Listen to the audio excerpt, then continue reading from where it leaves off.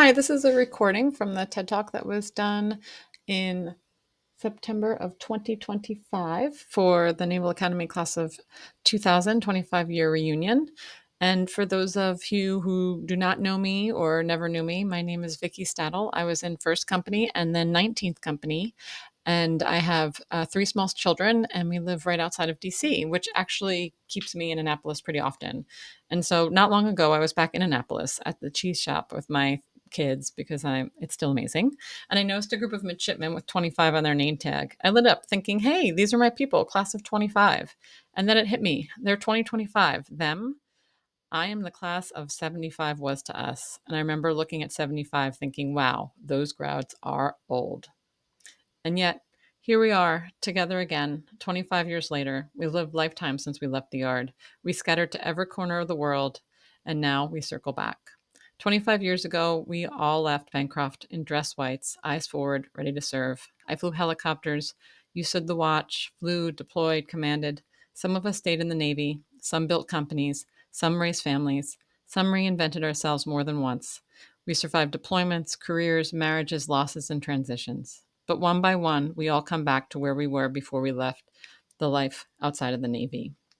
Today, I'm here as one of you, and as someone who spent the last decade studying how we come back to ourselves after our military career. Because what I've learned is surviving is not the same as thriving, and that's what I want to talk about today. For most of our history, the military has been really good at training warriors, but not so great at untraining war. Ancient Greeks had purification rituals after battle. Native traditions had vision quests and ceremonies to bring warriors back into balance.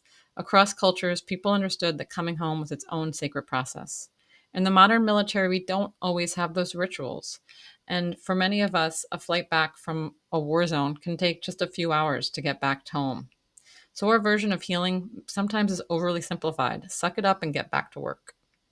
Shell shock, battle fatigue, PTSD wasn't even recognized until 1980. So, for most of our history, warriors carried invisible wounds without the language to even name it. Now, I want to say this with care. The military has always done its best to win wars and take care of its people. But reintegration is a different game than preparing for war, with different rules. And we are only now just beginning to learn how to do it well. The military trained us brilliantly. We were programmed to run towards danger, to silence fear, to put the team above self. That program is perfect in combat. It wins wars. Part of that program was learning to look for the absolute worst case scenario, always asking what could go wrong. On the bridge at sea, that meant scanning for the contact you didn't see. In the cockpit, it meant imagining what would fail next. In the Marines, it meant planning for an ambush, even when the road was quiet.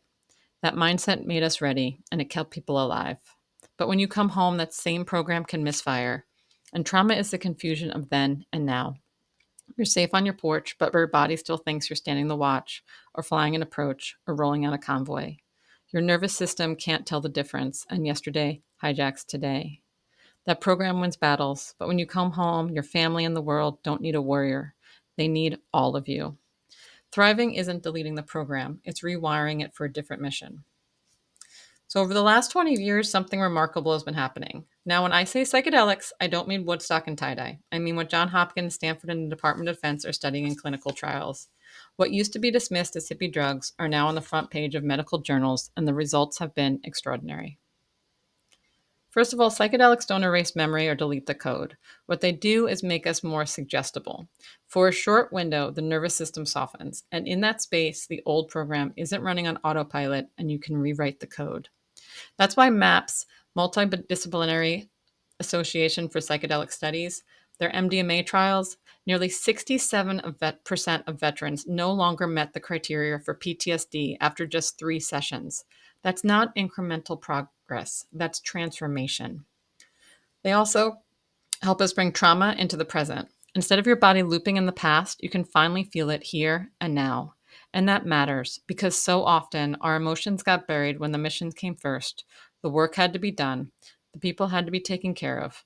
So we locked the fear, the grief, and the rage in the basement and kept moving. But the body doesn't forget. At Johns Hopkins, in psilocybin assisted therapy for major depression, average scores dropped from severe to minimal and stayed there for 12 months.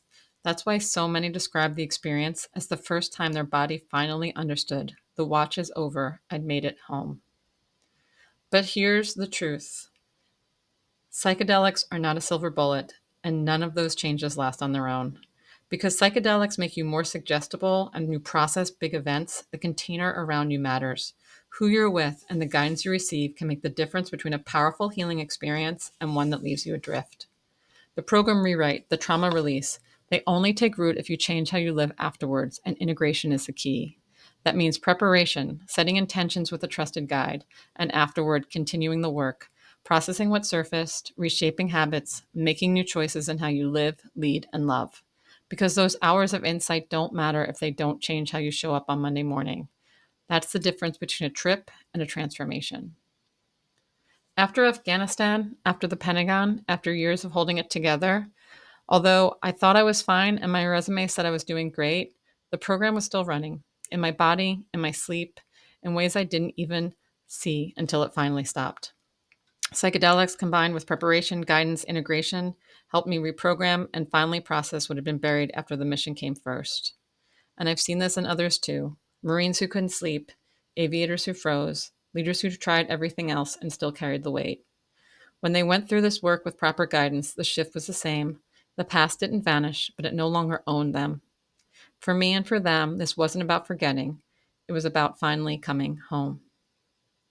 Some of us in this room are still carrying military programming and unprocessed trauma.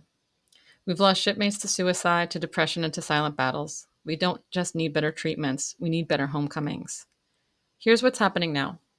The VA has launched its first MDMA-assisted therapy study for veterans in partnership with Brown and Yale.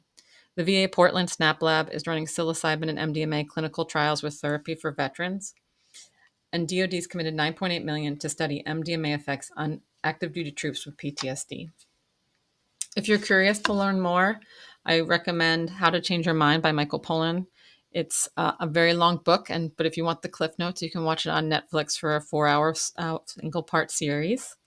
MAPS, which I mentioned is the Multidisciplinary Association on Psychedelic Studies, has years and years of research. And then, of course, there's 2 veteran organizations, VETS and Heroic Hearts, and I'm here as well. We are all analytical people, and I have done the research, but I have also sat with shamans and healers, and I've sat with veterans, and I can tell you the psychedelics matter, but the people you're with matter more. And now the last of us start to turn towards civilian life. May we all realize that we are 25 years from class of 25, but we are not old and have a lot to life to live. I ask all of us to be open to the options. Will assist all of us to not just survive, but to thrive.